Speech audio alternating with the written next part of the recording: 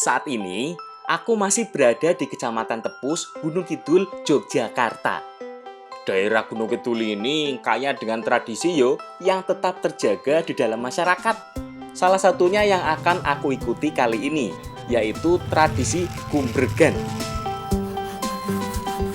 Gumbregan merupakan tradisi masyarakat sebagai rasa syukur atas hewan ternak yang sehat dan hasil panen yang melimpah.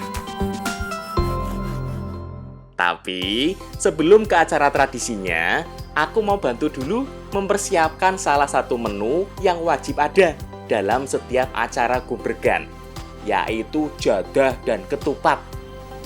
Yuk, Lur, kita lihat dulu cara membuatnya. Bahan yang disiapkan juga sederhana, yuk. Ada beras, beras ketan, daun salam, setengah buah kelapa, dan pastinya garam.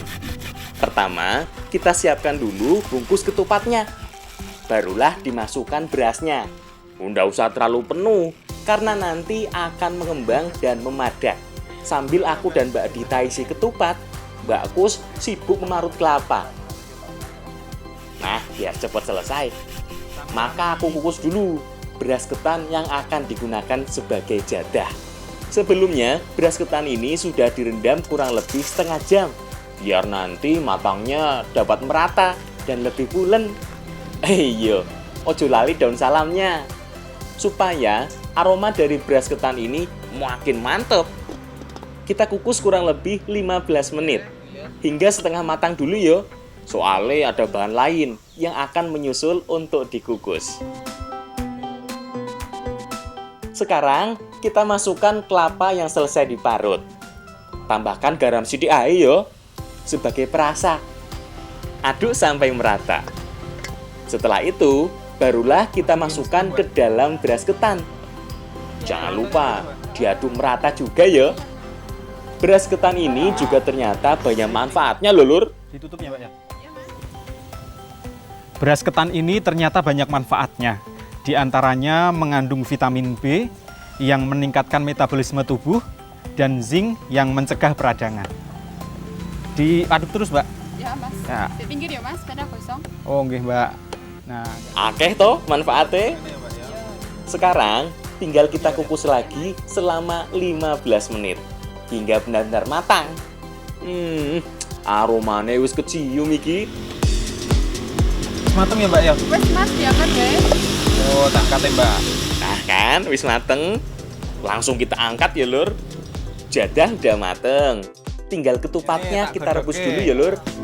Nuwun ya, Mas. Nah iki ya lumayan lama. Karena ukurannya agak kecil. Jadi kira-kira 2,5 jam sudah bisa mateng. Wis mateng iki, yakin? Soalnya warna daun kelapanya sudah kecoklatan. Langsung diangkat bae ya. Nah, semuanya sudah mateng iki. Yuk, kita bawa ke acara Gumbregan. Bambang. Wei. Gumbregan ini identik dengan sapi.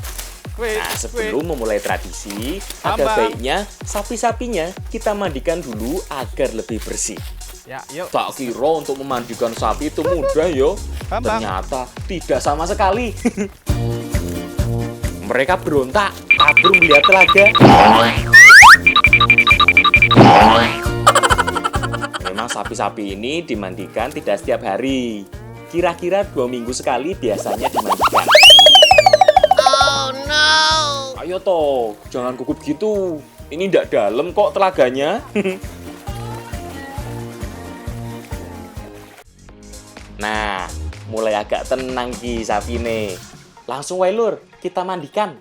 Mandikannya kita gosok pakai ilalang supaya bersih. Jadi kalau kita belum kenal sama ternak ini, ternaknya itu melawan.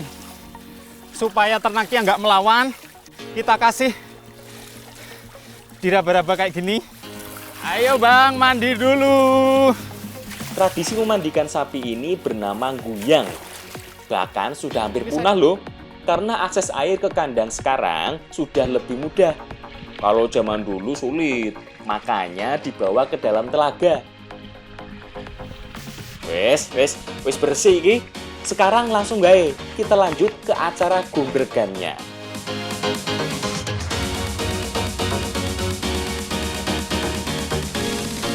Tradisi gumbregan biasanya dilakukan pada area kandang, berinteraksi langsung dengan hewan ternaknya. Memulai acara, Mbak Dita sudah membawa sesaji yang sudah disiapkan, yaitu ketupat, jadah, minyak, kunyit, air tawar, dan pulo. Banyu Mas Kumambang, Dusno, Banyu Kumino, Banyu Suci, Sesepuh Sari, lalu Sari, mengiringkan Seko doa Kersane Allah. untuk keselamatan sapi-sapi ternak milik warga. Sari, Sari, Seko Kersane Allah. Lalu disiramkan air tawar sebagai tanda pembersihan. Berikutnya ketupat akan dioles pada bagian kepala dan badan seperti ini. Simbol ini memaknai rasa kasih sayang pemilik karena telah banyak membantu pada pertanian maupun perekonomian. Setelah itu, sapi akan diberi makan ketupat. Selain keselamatan, simbol diberi ketupat agar sapi menjadi gemuk dan dapat menjadi tabungan untuk mencukupi segala kebutuhan. Pulo jagung pun akan didoakan, kemudian dilempar dan disebar pada sapi dan kandangnya. Jadi yang disebar ini adalah jagung, di mana jagung ini mempunyai filosofi bahwa supaya ternak ini menjadi beranak pinak atau dalam bahasa Jawa disebut derbolo. Kunyit dan minyak pun dioleskan pada kepala dan badan sapi. Jadi yang dioleskan ini adalah kapas, minyak, dan kunyit, di mana filosofinya agar ternak terhindar dari berbagai macam penyakit.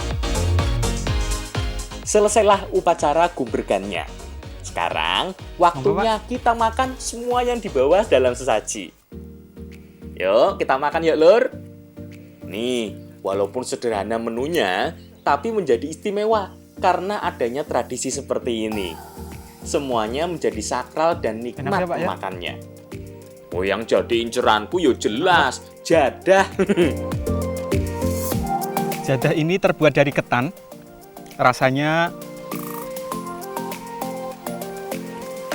manis dan gurih. Gurihnya berasal dari parutan kelapa yang dicampurkan di jadah tadi. Teksturnya juga lengket yang mempunyai filosofi agar mempererat tradisi kepada masyarakat. Ojo lali ketupate. Ada filosofi ini loh untuk ketupat yang dibuat. Ternyata ketupat ini mempunyai simbol rasa syukur atas hasil panen yang melimpah. Banyak maknanya yo, yang cukup mendalam bahkan pada setiap sajiannya. Sebagai penerus bangsa, jangan sampai tradisi seperti ini digerus perkembangan zaman. Ada salah satu sajian yang aku ndak kebagian makan ya, Lur.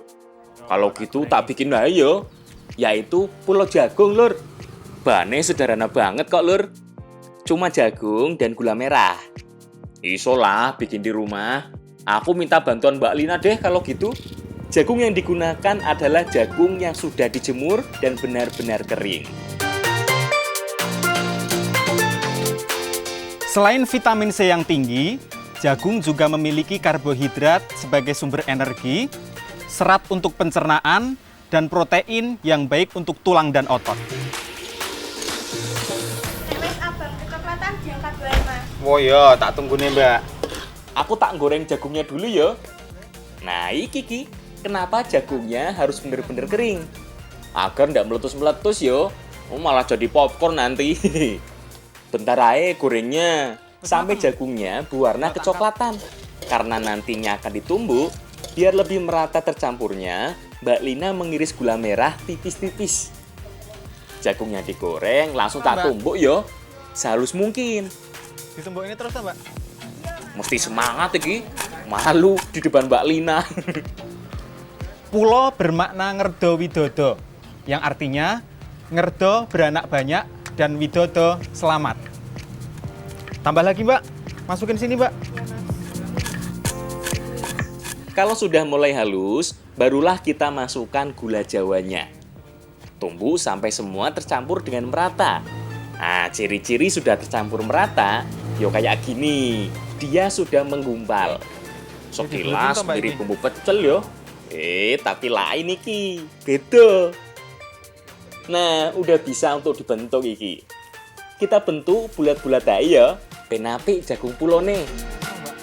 Wes lah, nggak usah lama-lama. Piye buatanku iki? Apa itu? Awas, jangan pada ngiler yo.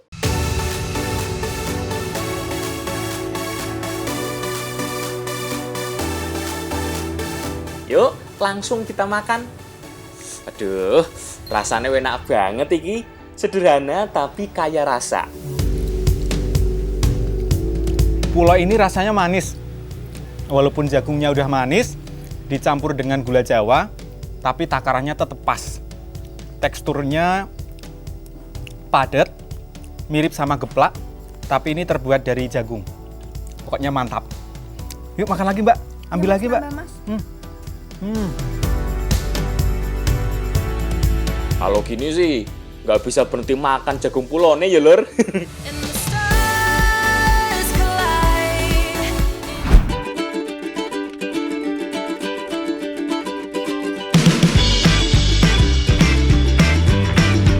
Lur, kali ini temenin aku yuk nyari talas hitam.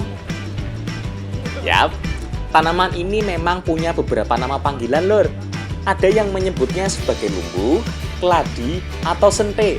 Walah, kok identitasmu bisa banyak gitu yuk? Yowes, asalkan kamu nggak krisis identitas wae.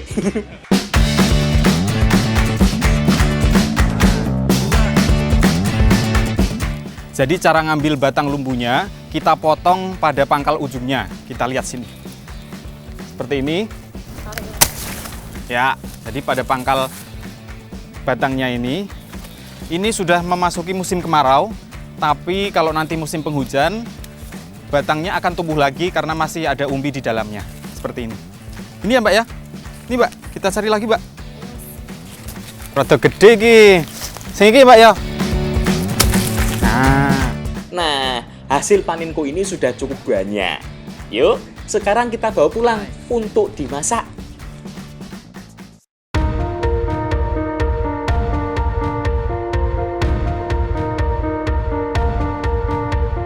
Jangan talas dalam bahasa setempat berarti sayur talas, Lur. Nah, untuk membuat jangan talas, bahan yang kita butuhkan adalah talas hitam, bawang merah dan bawang putih, cabai merah dan cabai rawit, setengah buah kelapa, gula Jawa, dan rebun. Dibagi telu aja, Mbak. Pertama, potong talas menjadi 3 bagian, kemudian dikupas hingga seperti ini. Kalau sudah, cuci hingga bersih. Sebelum memasak batang lumbu ini, harus dikasih garam supaya hilang getahnya agar tidak gatal saat dimakan. Segini cukup ya, Mbak ya?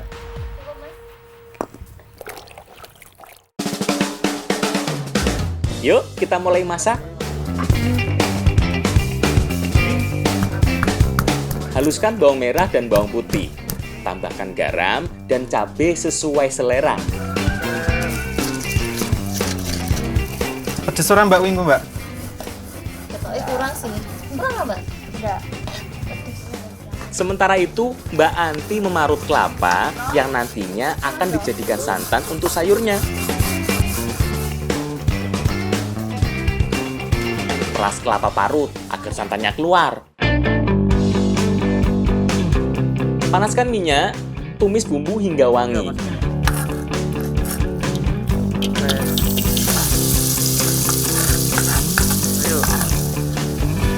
Wih, ambune sedep tenan iki, sedep pol.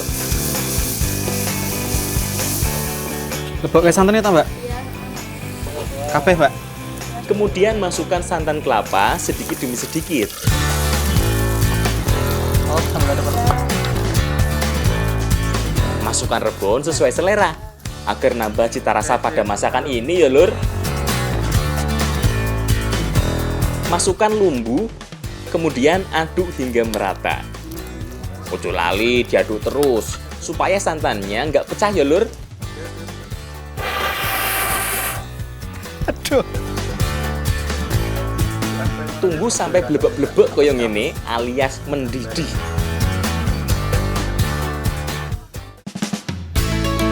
Nah, wis iki siap disantap. Udah selesai masakan kita, Mbak. Makan yuk, Mbak. Kita coba.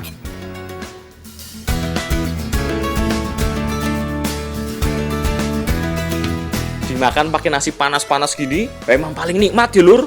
Wah, nek ngene sih, aku bisa nambah 3 kali ki. Enak, Mbak. Pedes.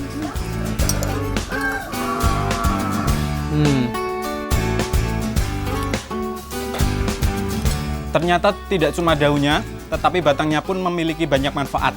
Di antaranya tinggi kalsium dan kalium yang baik untuk jantung, dan juga mengandung serat yang baik untuk usus. Makan lagi, Mbak. Lahap, Mbak. Wah, ternyata wis enak, manfaatnya yo akeh. Banyak manfaatnya.